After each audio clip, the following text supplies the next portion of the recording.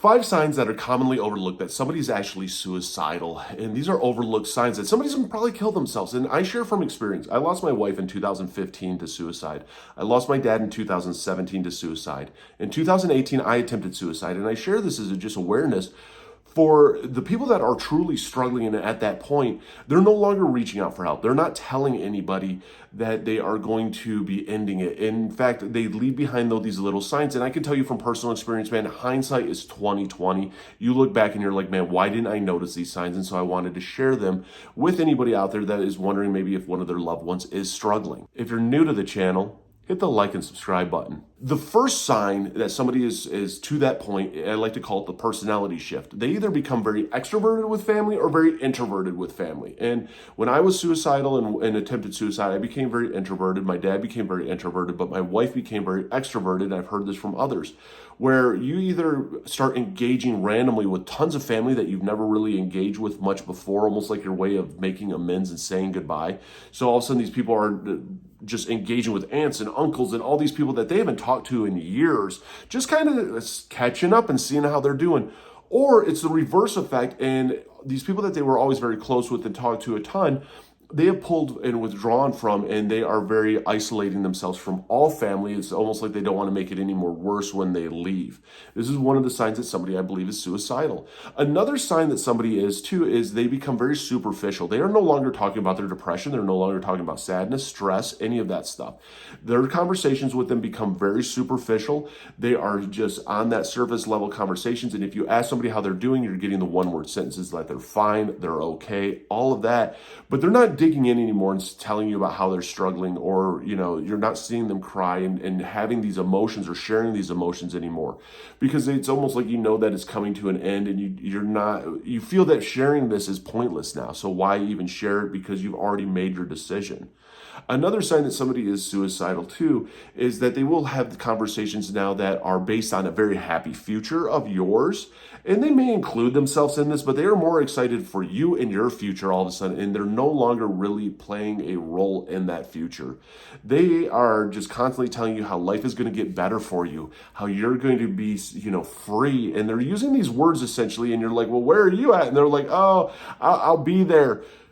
I ran into this with both my wife and my dad. I ran into this both with, where it is this very they're almost excited and happy about your future. They're talking about a future, but they're not playing a role in that future because they know that they're not going to be there. They've made their decision that they don't want to be there. And this is a sign that a lot of times we are overlooked, because it is fun to kind of talk about a future and happiness and all this stuff, and you don't realize that this person is in their own way saying, hey, you're going to be better off without me, trying to almost re-justify the decision that they made. Another sign that somebody is suicidal that's very commonly overlooked too is that they tidy and clean everything up. It's almost like they're going through spring cleaning, winter cleaning, whatever.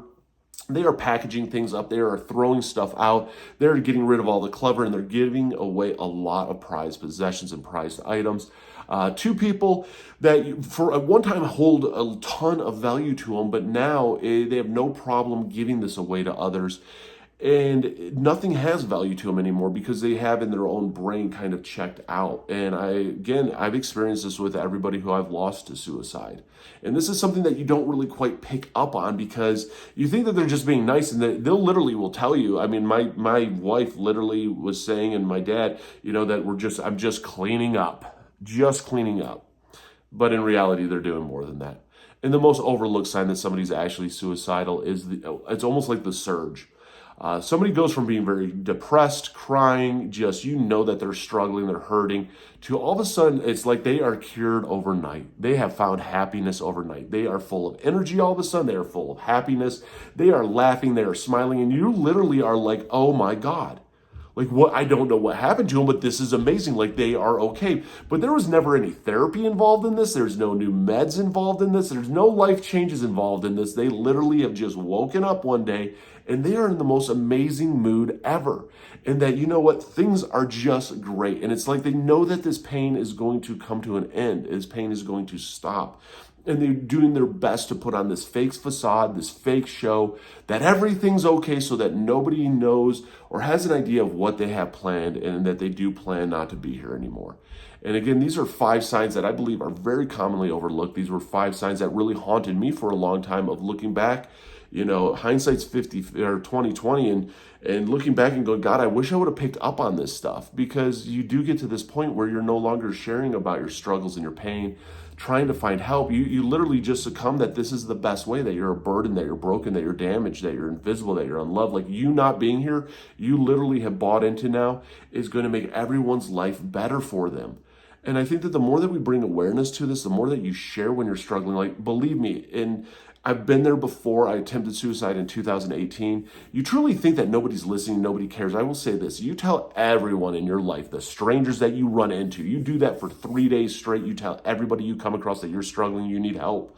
I guarantee you that there'll be tons of people there, tons of support, and wanting to work with you to get the help that you need. And you have to be willing to get that help, and you have to be willing to make some changes and to literally reach out.